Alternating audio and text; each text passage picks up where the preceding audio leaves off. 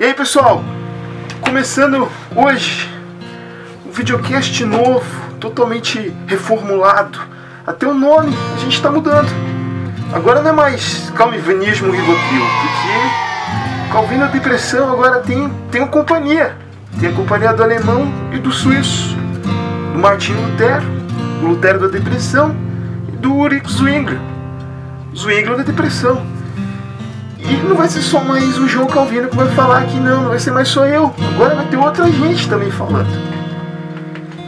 E a gente inaugurou um site falando da história da Reforma Protestante. E essa equipe que está cuidando do site, cada um vai falar de um personagem. E por isso nós mudamos o nome. E nosso videocast vai se chamar como? Pedreiragem. Então começamos mais um Pedreiragem. Para entender melhor, acessa lá ospedreiros.com. Pedreiro de pedreiro, tá? Não é hospedeiro, é hospedreiros.com. Por que pedreiro? Vocês são maçom? Não, a gente é contra a maçonaria. É pedreiro porque a gente não é elite. A gente não quer ser reformador. Quer dizer, a gente quer ser reformador. E quem é reformador? É pedreiro. Ué, por que tem que ser elite? Por que tem que chamar reformador? A gente pode chamar de pedreiro. Então pronto. Então a gente vai começar o videocast para vocês.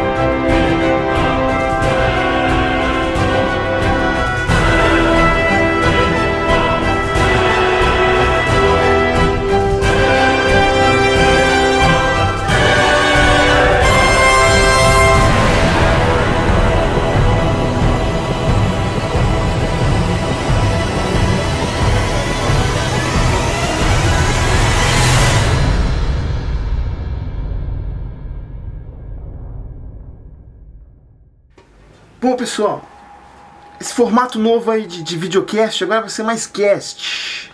Não vai ser mais tanto filminho não, agora vai ser cast mesmo. Eu vou comentar aqui sobre os assuntos da semana passada, essa semana que passou. Do dia 9 de setembro ao dia 15, ao dia 16 de setembro. Semana passada teve alguns assuntos que ficaram em voga lá na página do Facebook. E eu quero comentar aqui sobre esses assuntos. O primeiro assunto, CCLI, o lance de direitos autorais que eles estão querendo, que o Walter McAllister denunciou, que eles estão querendo cobrar. O próprio Walter McAllister depois disse, essa semana, né, que ele se equivocou. Que eles não estão cobrando, que é uma propaganda, que não é bem uma cobrança, é uma propaganda, até porque eles não têm direito legal de fazer isso. Pô, pensa só, você recebe uma carta na sua igreja dizendo que você tem que andar legal, que se você não cumprir aquilo que ele está falando lá na carta, você está ilegal. E diz que para você andar legal você tem que pagar uma taxa, aí você entra no site para descobrir, você vê que é taxa sobre música, taxa sobre partitura, taxa de direito autoral, para executar no culto. Tá certo isso? Pode isso? Não, não pode. Pode ser legal, mas não é moral, não é bíblico. Já pensou? Agora Jesus cobrando entrada no Sermão do Monte, falando aí, galera, quem quer ouvir aqui, quem quer cura, ó, tem que pagar o direito autoral aqui, galera. Ó, ide e pregar o evangelho e pagar o meu direito autoral, porque as palavras são minhas, não são suas. Já pensou? Não é bíblico, não tem sentido. E o que foi denunciado foi uma coisa muito importante, que é a ganância. de certas pessoas envolvidas no meio evangélico, no meio protestante. Bom, na minha opinião, eles deviam cobrar realmente para tocar dessas gravadoras aí gospel. Eles deviam cobrar mesmo. Por quê? Porque essas músicas gospel, elas não são adoração. Elas não são bíblicas. Elas não falam da Bíblia, não falam daquilo que Deus fala de Jesus, de Espírito Santo, de Deus. Elas não são bíblicas. O lance delas é ganhar dinheiro, não é adorar a Deus. Entendeu? O cara se chama ministro, diz que vai ministrar, cobra 50 mil reais de cachê. O lance dele não é administração, não. Ele não é ministro, ele é artista, ele ganha dinheiro. Ele tem direito a ganhar o dinheiro dele. Entendeu? Ele fez um trabalho, fez uma arte. Por mais que fale de Deus, a maneira dele que ele pensa de Deus, apesar das pessoas levarem mais a sério o que uma música fala do que o que a Bíblia fala, que nem aquela música o melhor de Deus está por vir, né? A Bíblia fala que o melhor de Deus já veio, mas o pessoal vai brigar com a gente lá na página quando a gente fala isso, que segundo a Bíblia, Jesus já veio, que é o melhor de Deus. A pessoa fica com raiva. Fala, não, peraí, a Bíblia fala isso, mas a música fala aquilo, então aquilo tá certo e isso tá errado, entendeu? O importante é a música, a Bíblia deixa pra lá, entendeu? A gente não pode ser teólogo, debater, brigar, tem que ouvir a música e acreditar na música, não pode julgar, entendeu? Então, eles, apesar disso tudo aí, o pessoal tá fazendo a arte dele, tá dando a interpretação dele, e se ele quiser cobrar, ele tem direito a cobrar mesmo, entendeu? Porque aquilo não é adoração, não é adoração. Agora, se ele fizer uma coisa voluntária, que nem Jesus ensinou, de graça recebeste, de graça dai, e doar isso, para que as igrejas possam cantar, ministrar, tocar os seus cultos, aí já é uma adoração, aí já é outra coisa, entendeu? Agora, o cara faz um negócio, cobra um cachê extraordinário, cobra uma grana preta para tocar na igreja, isso não é adoração, entendeu? Então assim, se é adoração, é de graça. Então os artistas que buscam adorar a Deus através da arte, eles separam aquela arte, eles santificam aquela arte, consagram aquela arte para Deus, e eles disponibilizam de graça para as pessoas usarem. Talvez ele até cobre a questão de custo de impressão e tal, que nem o pessoal faz para cristã, com inário cântico cristão, com inário cantor cristão e tal. Aí você compra e pronto, não precisa ficar pagando todo domingo para executar, para cantar. Entendeu? Você paga o custo de impressão daquilo lá e pronto. Agora, quando você vai fazer uma arte, você quer adorar a Deus, você tem recursos, aquilo não vai te provocar um prejuízo, você está adorando a Deus, você adora a Deus. Agora, se aquilo tiver um custo, você pode gravar o seu CDzinho e vender o CD para pagar o custo, entendeu? Ou pedir que as pessoas contribuam, os irmãos, me ajudem aí, eu tenho um custo, eu tive um custo para gravar, então as pessoas ajudam. Aí é uma questão moral, uma questão ética. Agora, querer que a igreja paga todo domingo para adorar a Deus, não, tá errado. Errado. Onde a gente vê isso na Bíblia? Não tem, entendeu? Então, o CCLI, o ECAD, whatever, deviam cobrar mesmo das igrejas. Porque assim, as igrejas protestantes iam parar de tocar essas heresias aí que toca na igreja, se Diante do Sono, Renascer, Praise, essas bandas que não adoram a Deus. O negócio deles é dinheiro, a letra não é bíblica. Apesar de ter uma letra ou outra ali que é boa, o resto é porcaria, você joga fora. Igreja protestante colocando isso dentro da sua própria igreja. Tá errado. Não tô falando que é errado curtir essas bandas, que é errado ouvir essas bandas. Ou curta essas bandas, ouça essas bandas. Mas na hora de adorar a Deus, coloque coisa que tem compromisso com Deus, entendeu? Lá na igreja, no culto. E tem igreja que tá trazendo essas heresias numa boa, falando, ah não, tá beleza, tá bonitinho, meu filho gosta, o pessoal ali gosta, a juventude gosta, o adolescente gosta. Aí Deus é de menos, se ele não gosta, o problema é dele. Então, se tiver essa cobrança,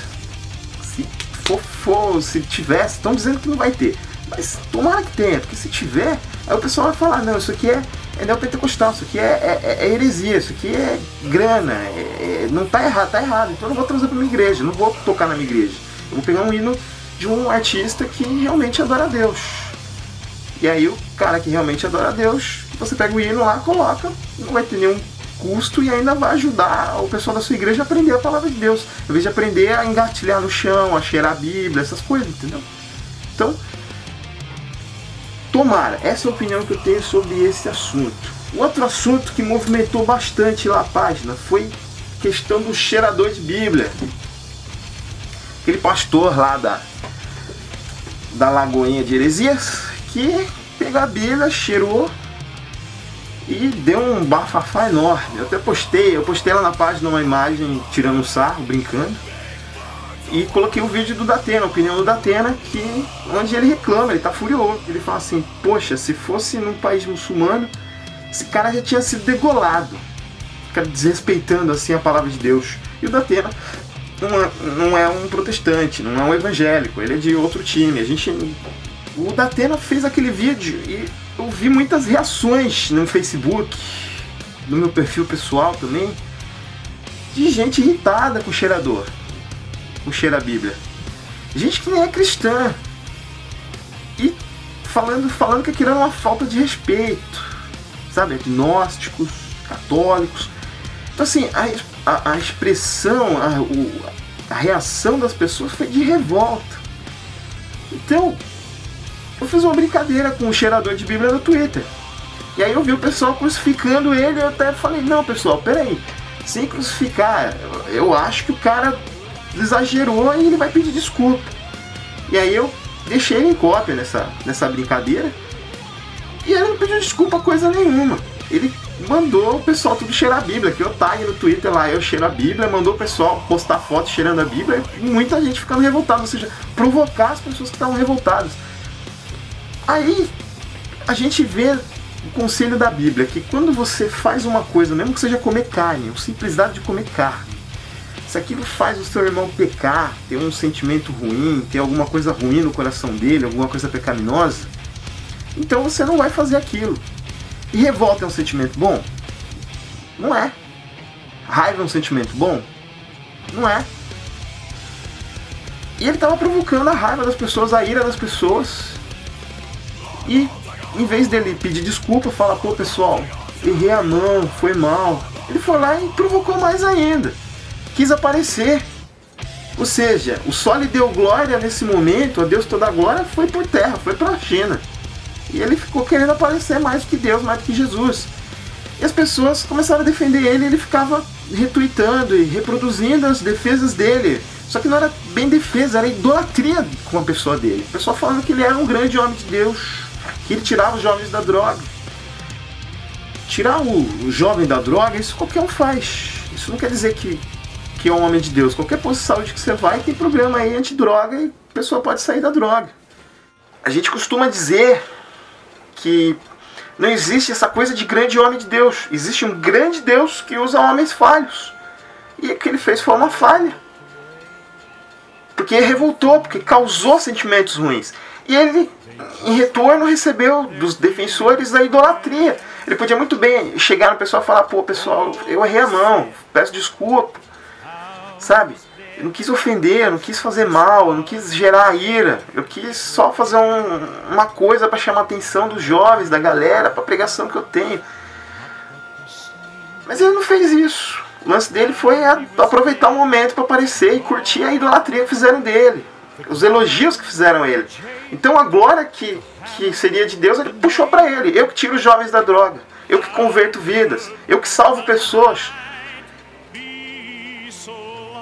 Então, esse foi a gota d'água.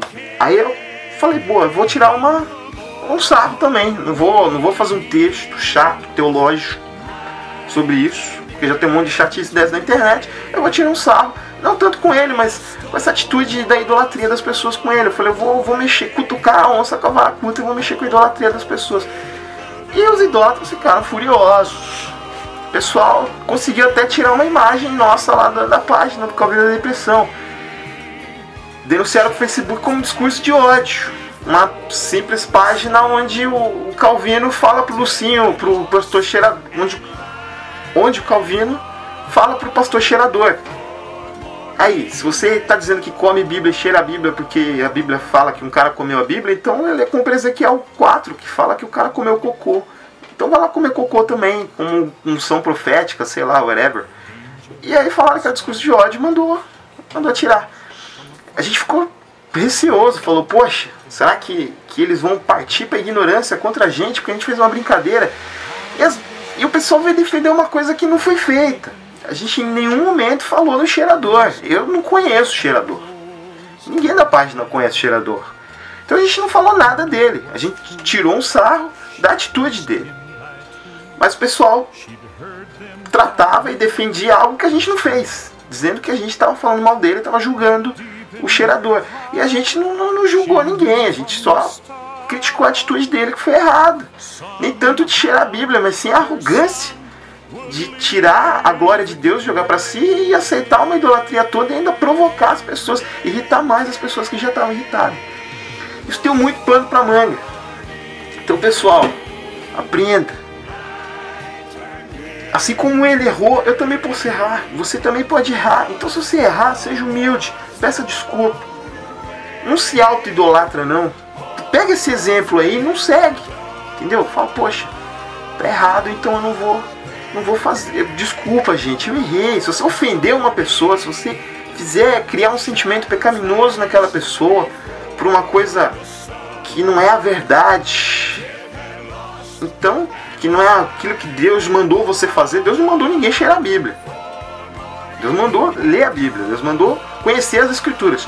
Se revoltasse com ele porque ele estava mandando ler a Bíblia, aí ele estava todo certo de defender a posição dele. Agora, cheirar a Bíblia Deus mandou. E irritou as pessoas. E Deus mandou que quando a gente faz uma pessoa pecar, a gente... Isso que é o sentido de escândalo, não é chocar, é fazer pecar. Se a gente faz uma pessoa pecar, então a gente tem que parar com aquilo. Nem que seja uma coisa simples como comer carne ou cheirar a Bíblia. Então, tipo, ele podia, se você fizer coisa errada, se arrependa. Fala, poxa, foi mal, gente, eu sou cristão, tô sujeito a erro. Eu sou cristão e como cristão eu sou salvo pela graça. Ou seja, eu não sou perfeito, eu erro. Deus me perdoa. E eu quero melhorar. Então, gente, me perdoa pelo erro. É simples, não dói, é indolor. Eu teria evitado um monte de coisa. Então, a gente tem um exemplo, mais um exemplo dessa lamentável lagoinha a não seguir. Ok? Último ponto. Hoje a gente foi bem breve, tratamos de pouco ponto. Como a inauguração, como é um novo formato, a gente não quis encher muito o saco. Que é a questão do nazi-calvinismo. Eu tirei muita brincadeira com o nazi-calvinismo, calvinismo nazista. Por quê? Porque é época de eleição. E muita gente aí, as discussões estão acaloradas. A discussão está sendo muito forte aí por causa de política. E o que eram os nazistas? Os nazistas eram pessoas que matavam quem discordava deles. Foi um sistema totalitário. Assim como foi a ditadura no Brasil, assim como acontece em outros lugares do mundo, que eu não vou entrar agora no mérito, porque eu não quero criar mais briga. Só que na página, isso veio para a página, veio para a gente da página, porque a gente postou uma imagem de um grupo que não é relacionado conosco, a gente não tem atividade junto com eles, mas a gente gostou da ideia de orar por esse momento político que a gente está passando. Então a gente compartilhou uma página dizendo, uma imagem dizendo eu oro por igualdade. Então vieram gente criticar a nossa postura por causa disso. Gente, a lei de Deus é qual? São duas: amar a Deus acima de todas as coisas e amar ao próximo como a si mesmo. Essas duas são a lei de Deus e pronto. As outras leis, os outros mandamentos, pregar o evangelho, batizar em nome do Pai, do Filho e do Espírito Santo, não matarás, não adulterarás, tirar um dia para descanso e adoração a Deus. Essas outras leis são cumprimentos dessas duas leis. Jesus ensinou a questão de cumprimento da lei de amar o próximo. Talmud também fala disso, junto com Jesus. Fala assim, Hillel, provavelmente parafraseando Jesus. Um rapaz perguntou para ele, para esse rabino Hillel, como é que eu faço para amar o próximo? Como é que eu faço para cumprir a lei? Aí ele disse: ame o próximo como a si mesmo e ame a teu Deus acima de todas as coisas. Aí o rapaz perguntou: como é que eu faço para amar o meu próximo? Ele disse: aquilo que você não quer que faça com você, não faça aos outros. E Jesus ainda completa falando, né? Aquilo que você quer que façam com você, é isso que você tem que fazer com os outros. E Hillel termina dizendo: essa é toda a lei, o resto é só comentário. Ou seja, ame o seu próximo, independente do partido, da vertente política dele. Não seja nazi calvinista, não seja nazi luterano, não seja nazi anglicano, não seja nazi batista, não odeie o seu próximo. Ame o seu próximo. Se você não concorda com ele, isso não é motivo para você tratar mal o seu próximo, para você odiar o seu próximo, para você querer o mal do seu próximo. Isso é motivo, talvez, de você ter uma conversa franca com ele. E se ele não concordar com você, continue amando. Jesus mandou amar até os inimigos. Se aquela discordância for tão forte que não dá para vocês caminharem juntos, então não caminhem juntos, mas não odeie o seu irmão. Não trate mal o seu irmão por causa de posições que a Bíblia não tem como absolutas, que ela tem como relativas. Então, independente da sua vertente política, da sua opinião sobre a maneira como o cristão deve participar na política, ou no Estado, ou no que for, cumpra a lei de Deus. Se você não cumprir a lei de Deus aí com seu amigo, com a sua família, como é que você quer que a lei de Deus seja cumprida na política ou na sociedade? Começa com você, campeão. Então, mãos à obra aí, ok? É isso aí, pessoal. Hoje a gente fez uma coisa curta, só 3 tópicos. Semana que vem, vamos ver aí o que vai rolar durante a semana. Dependendo, a gente trata de mais temas ou não, ok? Valeu aí pela participação, uma boa semana pra vocês.